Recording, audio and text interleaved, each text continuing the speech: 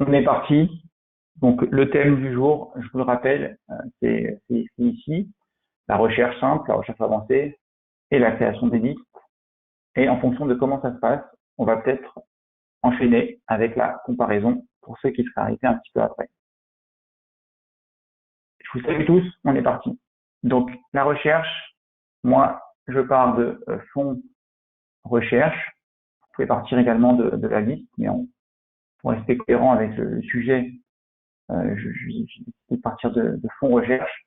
Ici, on arrive dans le module de recherche Quantalis avec, par défaut, ici, deux filtres qui sont préétablis, le filtre ETF et OPCVM, ce qui nous donne ici 52 842 éléments.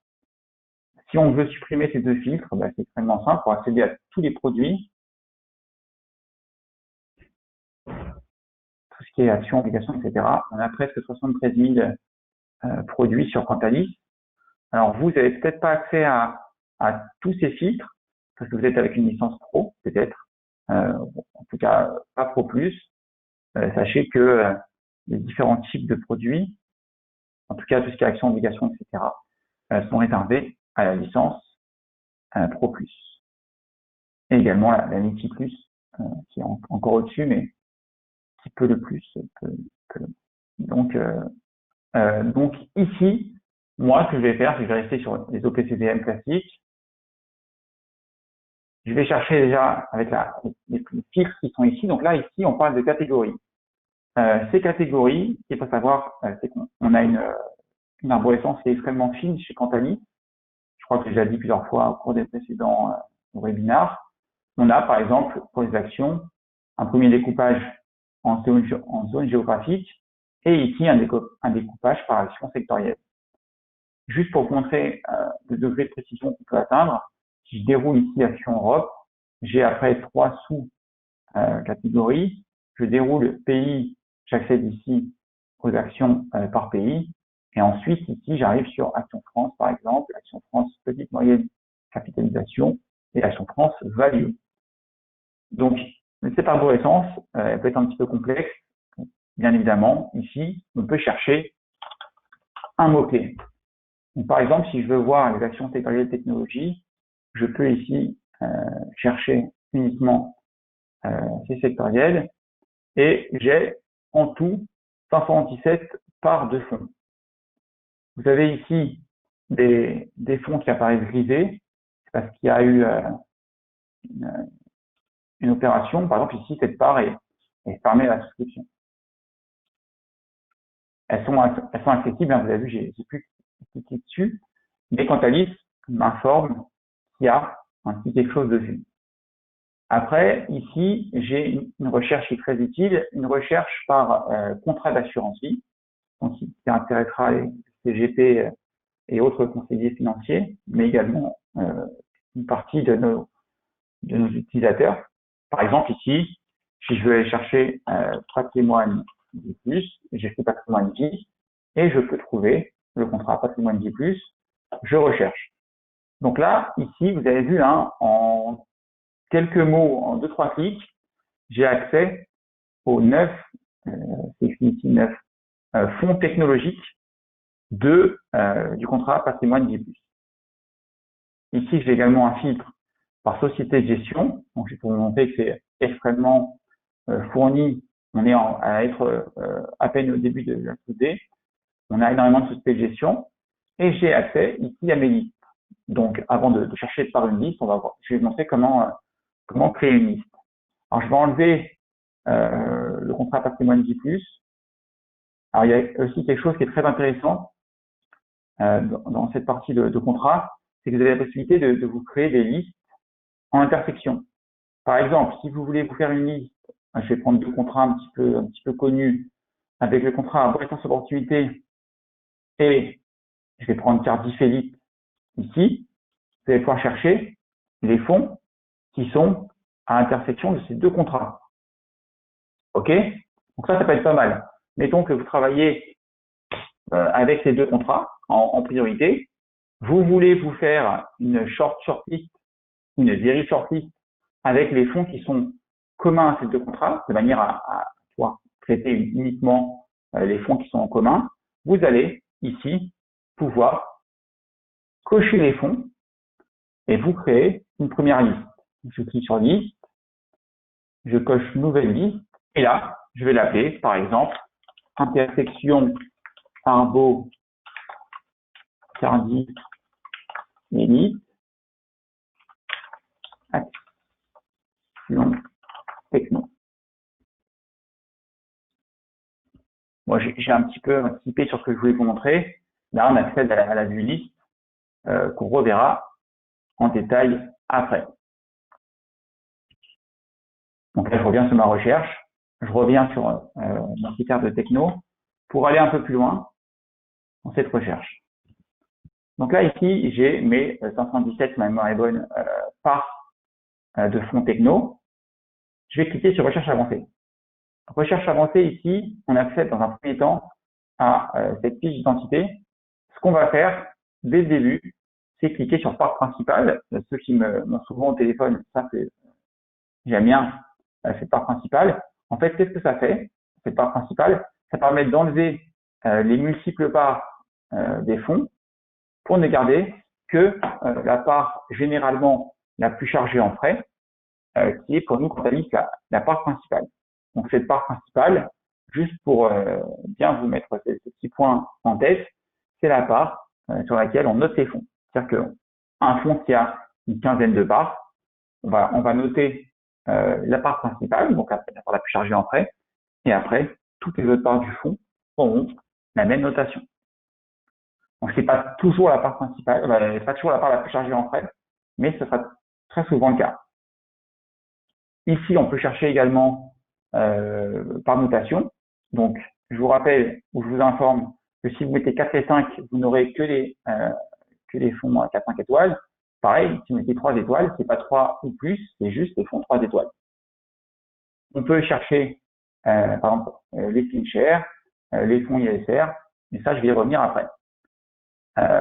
Ici, on va chercher par calcul standard. Donc là, qu'est-ce qu'on a? On a ici des éléments assez accessibles de performance, de charte, de volatilité par semaine.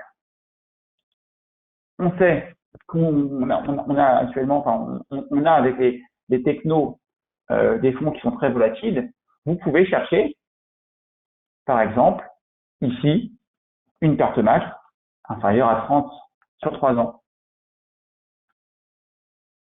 Donc là, vous voyez, j'ai mis 30, c'est-à-dire que là, normalement, si j'ai bien fait ce que je voulais faire, aucun de ces fonds n'aura une perte max supérieure à 30% sur 3 ans. Donc on a ici que les fonds qui sont plus résistants à la baisse, en tout cas qui baissent moins que leurs concurrents. On va aller voir ça tout de suite.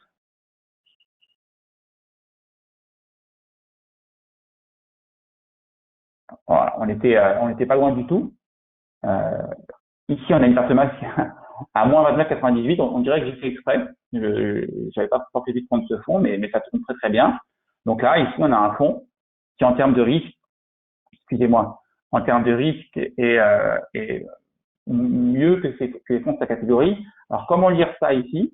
On peut se dire une perte max de quasiment 30%, mais pas 30%, et une volatilité de 20,27%, c'est beaucoup.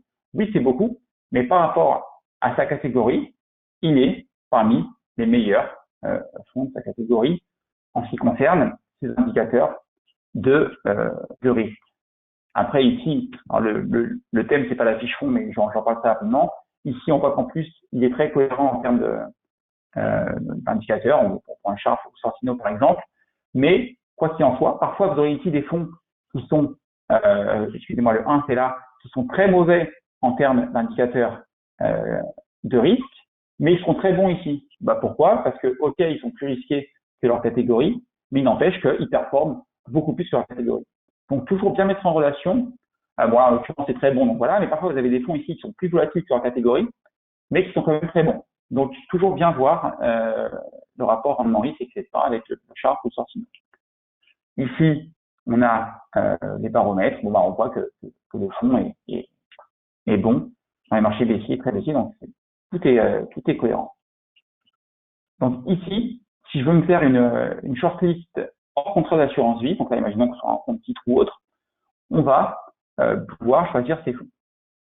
Alors je vais enlever ici ce critère de perte max pour vous montrer les autres.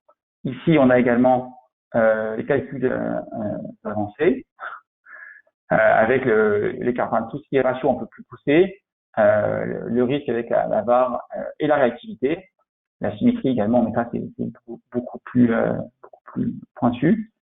Là, vous avez un rayon sur les frais et ici on retrouve un petit onglet ISR, enfin, critères ESG. Alors, est-ce qu'il y a des fonds ISR parmi les technos? Oui, il y en a quand même 15, c'est pas mal. Donc là, on a la possibilité de se faire, si on veut, une nouvelle shortlist. Je vais pas vous montrer, hein, j'ai déjà fait tout à l'heure, je vais là-dessus après. Mais on peut très bien ici faire une nouvelle shortlist fonds techno ISR. Alors, je vais prendre un fonds qui marche pas mal, je vais prendre celui-ci pour parler très très rapidement de cette notation, parce que c'est pas une notation de cette information ESG par Quantalis. Donc c'est pas une notation, c'est juste des critères ESG qui sont opérés. Comment ça marche? On prend la documentation et on retire la partie un petit peu ESG, ISR du gérant. On a une intensité qui va de 0 à 3. Donc 0, c'est des fonds qui sont pas du tout ESG. 1, donc imaginez qu'il n'y a qu'une seule feuille, il n'y a qu'un seul bonhomme, qu'une seule main d'afficher, de colorer. 1, c'est des critères extra-financiers qui sont pris en compte de manière assez lointaine. 2, c'est les critères qui sont importants. Et 3, c'est obligatoire. Et on peut avoir donc une intensité 0, 1, 2 ou 3. Et après, on peut avoir le E et ou le S et ou le G qui sont mis en avant, allumés, entre guillemets, colorés, et en fonction de ce que le gérant indique. Donc là, ici, en l'occurrence, on a un fonds pour lequel les critères extra-financiers E, S et G, les 3, sont obligatoires. Donc après, dans l'onglet investir, on a un détail, mais puisque ce n'est pas le thème, je ne vais pas y revenir, mais sachez qu'on a ces logos sur la synthèse du fonds qui sont affichés. Donc là, rien ne m'empêche de mettre ces critères ISR, donc 100 mètres d'intensité, 100 mètres de domaine, etc., et de mettre des critères de perte max, par exemple. Alors, je vais enlever ici, encore une fois, ces critères ISR juste pour la démonstration. Ici, on a les données MiFID avec, par exemple, les types de clients, tout ce qui est marché cible, etc. On a une partie valorisation et en cours et un comportement ici qui sont réservés à certaines de nos licences. Donc ici, on a quand même la possibilité d'ajouter des critères au fur et à mesure. Donc voilà, ce que je vais faire, c'est que je vais mettre par exemple, je veux un Sharpe à 3 ans supérieur à 1. Donc j'ai encore 26 éléments, c'est beaucoup. Et je veux, par exemple, des fonds qui sont bons et très bons quand le marché est très baissier et baissier. Donc là, on peut considérer qu'on a, en termes de rendement risque et en termes de marché baissier ou très baissier, les meilleurs fonds de leur catégorie. Donc là, je vais cocher les fonds. Je vais me créer une nouvelle liste que je vais appeler Action Techno, bon et très bon en marché baissier, Sharpe, 1+. Bon, après, chacun mettra les noms de code qu'il veut. J'ai été un peu moins nom de code que d'habitude, donc c'est assez clair. Parfois, j'aime bien un petit peu brouiller les pistes. On voit là que le nom n'est pas entier, mais c'est pas grave, j'ai marqué tous les éléments. Ici, je suis passé maintenant à la partie liste. Alors, si vous avez des questions, comme d'habitude, j'y répondrai à la fin, donc n'hésitez pas à les mettre dans le chat. Je vais attendre 2 secondes que vous puissiez mettre éventuellement vos questions. Là, on est passé à la partie suivi de la liste, qui sera assez rapide, hein, puisque c'est assez simple. Ok, donc là, j'imagine que vous avez pu noter vos questions. On passe à la suite. Maintenant, ce qu'on peut faire ici sur la vue liste, l'intérêt de la liste, c'est que vous avez donc ici votre liste. La liste est figée. C'est-à-dire que là, même si vous avez mis, par exemple, je veux que des fonds qui sont au moins 3 étoiles, si demain, un des fonds 3 étoiles, je ne vais pas en nommer pour pas me brouiller ici, ou même les fonds 4 étoiles passent sous les 3 étoiles, la liste ne sera pas mise à jour, donc la liste reste figée avec les critères qui étaient actifs au moment de la liste. On est en train de réfléchir à mettre des listes intelligentes en place qui pourront suivre par exemple l'évolution de la notation. C'est pas pour tout de suite, mais ça sera c'est une des idées qui est dans les tuyaux pour le futur. Ici, je peux voir très rapidement, par exemple, les pertes à court terme. Si je veux voir quels sont les fonds qui ont le plus perdu depuis une semaine ou sur un mois, rien ne m'empêche d'aller ici dans l'onglet perf CT comme court terme et pouvoir aller voir. Ici, j'ai moyen long terme, c'est des performances extraordinaires pour les technos à 5 ans. Ici, j'ai mes ratios, tac, ratio à 3 ans. Hop, je peux crier pour voir les meilleurs. Si je vois par exemple qu'ici il y a des fonds qui sont un peu moins bien notés en termes de Sharpe, etc., je peux me dire peut-être que ce fonds, je peux le supprimer, je coche et je supprime. Maintenant, si je coche tout ici, j'ai la possibilité d'exporter. Exporter au format PDF ou au format CSV pour ceux qui ont normalement c'est gravé à la licence Pro Plus. Ici, cet export CSV complet, je vous le montre parce qu'il est intéressant. Ici, on a, alors je ne vais pas tout vous montrer, énormément de colonnes avec, par exemple, ici, une colonne personnalisée à 5 ans. Je l'ai prise totalement au hasard ici. Rien ne m'empêche de mettre ça tac, en pourcentage. Et ici, j'ai mon info sur les performances annualisées à 5 ans en fin de mois précédent. Donc là, vous voyez ici, il y a énormément de choses. On a le bêta, on a le haussier, baissier, etc. Donc on a un export qui est extrêmement complet et qui peut être utile si vous êtes des experts Excel. Donc là, ça ne nous empêche pas de mettre des macros et de venir chercher ça. Alors, juste pour information, ce qui est intéressant, vous voyez ici, quand j'étais dans ratio, le ratio s'est mis à la date du 31 août. Quand je suis dans l'accueil ici, et c'est un des éléments qu'on va voir juste après avec la comparaison, la date de fin, la date de VL des fonds n'est pas la même pour tous ces fonds. Donc ici, on peut avoir des fonds qui sont déjà au 14, quand d'autres sont toujours au 11, avec des mouvements de marché qui peuvent expliquer les différences. Juste pour revenir ici rapidement sur cet export Excel, on est en train de mettre en place, alors c'est plus pour les institutionnels ou pour vraiment les gros cabinets, mais je le dis quand même, parce qu'il y a tout type de public sur ces webinars, et même sur les replays après. On est en train de mettre une API Excel en place. Dans les semaines à venir, elle va être mise en place, c'est quasiment prêt, qui ira chercher automatiquement les infos sur Quantalis. Donc, n'hésitez pas à prendre contact avec nous pour être au courant de cet élément d'API Excel, comme ça a pu être fait par d'autres. On rattrape la concurrence. On essaie en tout cas. On fait ce qu'on peut, donc n'hésitez pas s'il y a des remarques ou autres, toujours avec Quantalis, n'hésitez pas à m'envoyer un mail, Simon, ou bien même à l'équipe commerciale ou autre. Simon va très bien mettre ça en place. Et après, nous, on fait le maximum pour le faire. Donc, c'est cet export ici, soit vous avez le simple qui reprend le tableau qui est là, ou le complet. Après, maintenant, donc là, on a 20 minutes, on va prendre encore 10 minutes pour la comparaison. La comparaison. Donc là, on est sur la comparaison de fonds. Je le disais souvent auparavant, je peux vous le dire toujours maintenant, c'est toujours valable. Cette comparaison peut servir pour un conseiller financier avec un client qui vous titille un petit peu en vous disant pourquoi vous avez mis tel fonds et pas tel autre fonds.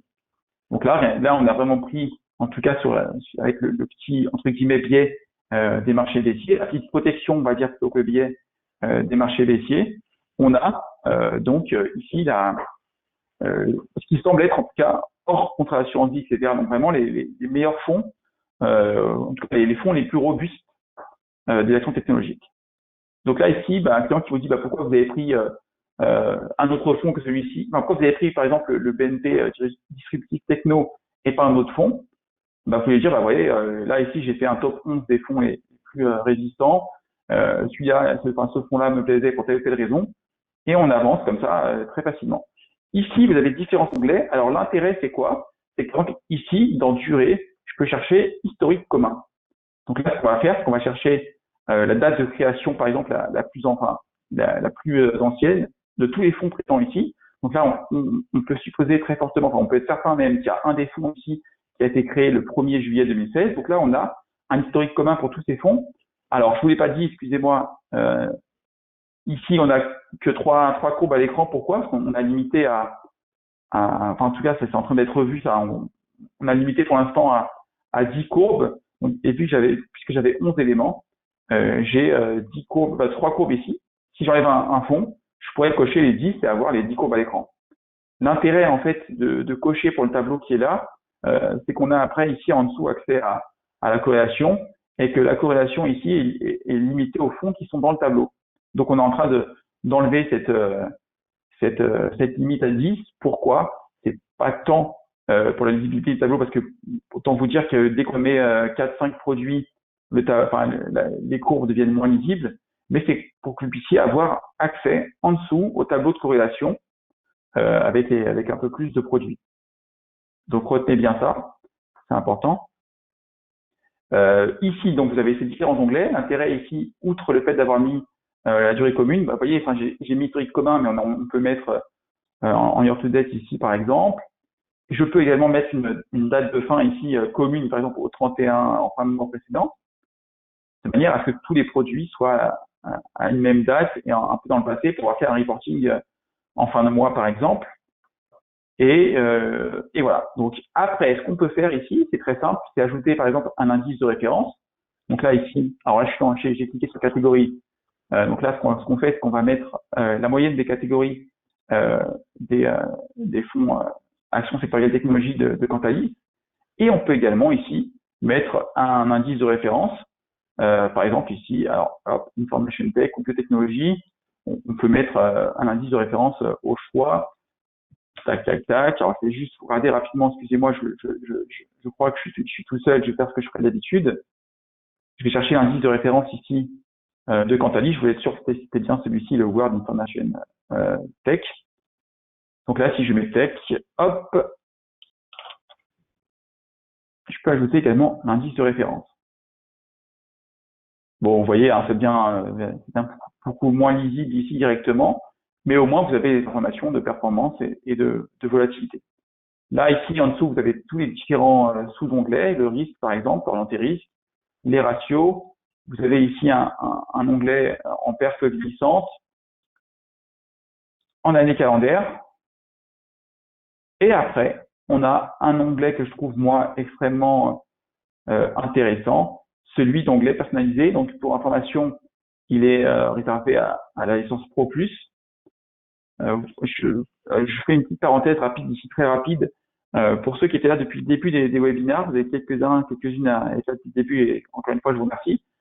J'ai assez rarement dit licence Pro+, on n'a pas voulu mettre trop de différences, mais là, on a quand même pas mal de différences avec ce module.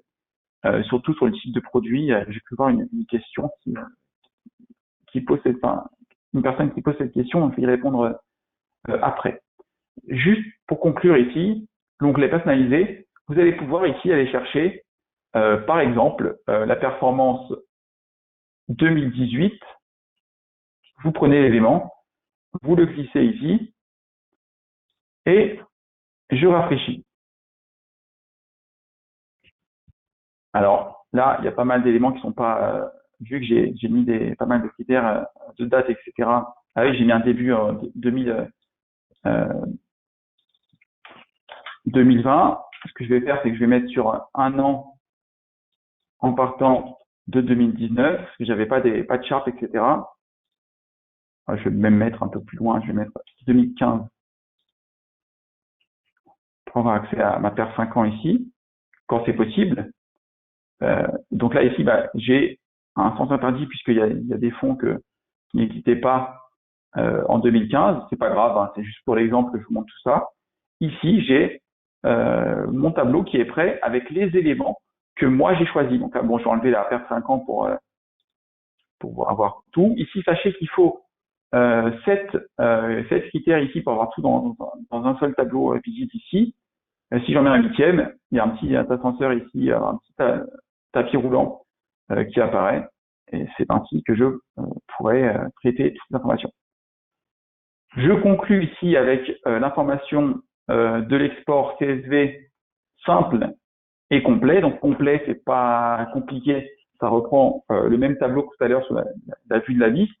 L'export CSV ici, c'est très bien parce qu'il reprend le tableau qui est là. Et vous avez ici le rapport au format PDF qui peut être mis en place. Donc c'est très bien. Si vous voulez justifier du choix de tel ou tel fonds, vous allez pouvoir ici créer vos propres tableaux de comparaison personnalisés. On peut sauver les critères et on peut les rappeler après. Et on peut enfin, ce sera le mot de la fin pour mon déroulé, choisir un indice de référence commun si on choisit des fonds un petit peu différents. Voilà, j'ai fini en moins de 30 minutes. C'était pas l'objectif, mais c'est bien, c'était assez complet, je pense, comme webinar. Je vais répondre aux questions et je vais tâcher de les lire pour ne pas vous faire comme je fais parfois.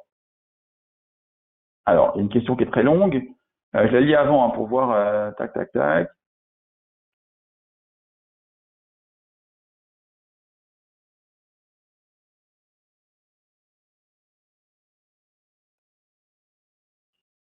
Alors, la question, comment se fait-il que quand on fait une recherche sur une sélectionne de PCVM uniquement et qu'ensuite on coche dans les critères supplémentaires la case garantie en capital, il y a des EPCVM qui apparaissent. Normalement, ce sont des contrats qui sont garantis en capital et non au PCVM. Alors, je vais tenter de répondre à cette question. On va voir si on parle bien de la même chose.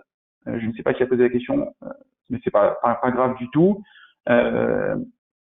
Là, c'est peut-être ici dans données MiFID, produits adaptés à non. Alors attendez, hop. Alors, tac, tac, tac, je ne vois pas de quoi il s'agit. J'ai pas tous les menus déroulants ici en tête. Donc, soit vous précisez et ah ok, d'accord, tac. J'ai dû les louper.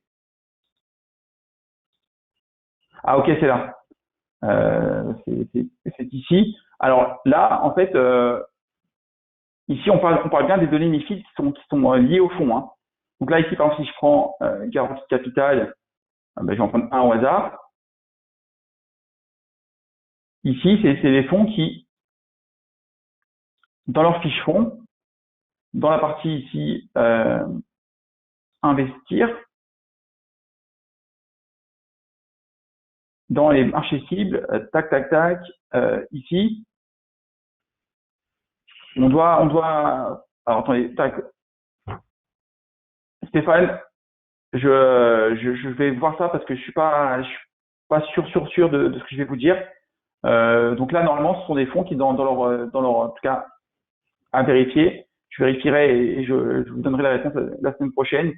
Ce sont des fonds qui sont censés avoir une garantie en capital dans leurs données MiFID, dans leur EMP. Donc là, il faut que je vérifie. Enfin, je suis presque certain de toute façon, parce que je préfère vérifier pour pas vous dire de bêtises. Donc ici, sous réserve de validation, ce sont des fonds qui garantissent le capital dans leurs EMP. Alors, tac, je m'engage à vous donner la réponse en début de semaine prochaine, en début de webinaire la semaine prochaine. Il n'y a pas d'autres questions.